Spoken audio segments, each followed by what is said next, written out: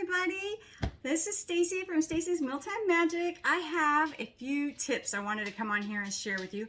Today it's all about freezers. So I wanted to show you some cool tips that you can utilize your freezer for. So one of the things that I like to do is I like to freeze grapes. So I'll buy grapes and a lot of times I don't get to them all and so they go bad. So what I do now is when I get grapes, I'll take some set aside fresh for the fridge for snacking. The rest I'll put into a freezer bag and put in the freezer.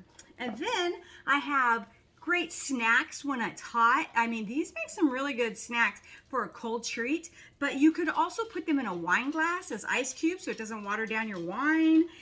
This is just such a great idea and I just love it. So that's one of the things that I love to do in my freezer.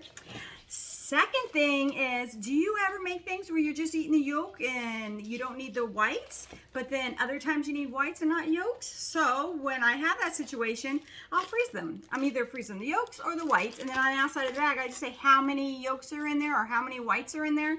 And then that way you're never throwing things away and you have them for the next time you need one. So yolks or whites in a bag and label, put them in your freezer.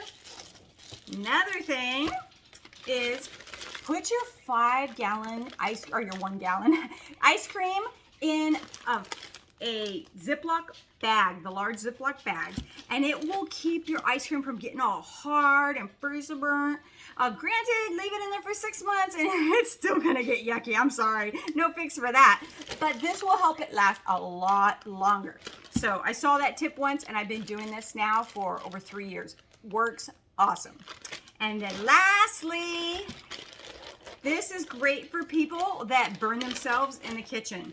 I freeze flour. Yeah, just flour, regular cooking flour. And you freeze it, put it in the bag. And then when you burn your hand, your finger on the pan or whatever, just stick your hand inside the bag. That feels so good. It is instant relief and it helps with the swelling and stinging and all that. So instead of just putting it under the water, put it in flour. It works so well. Don't make it wet and yucky like a paste. Just put it in the dry flour with a dry hand and it does wonders. It stays cold a good amount of time too. I use it all the time because I'm so clumsy in the kitchen. So there you go, guys. That's my tips for today. Bye.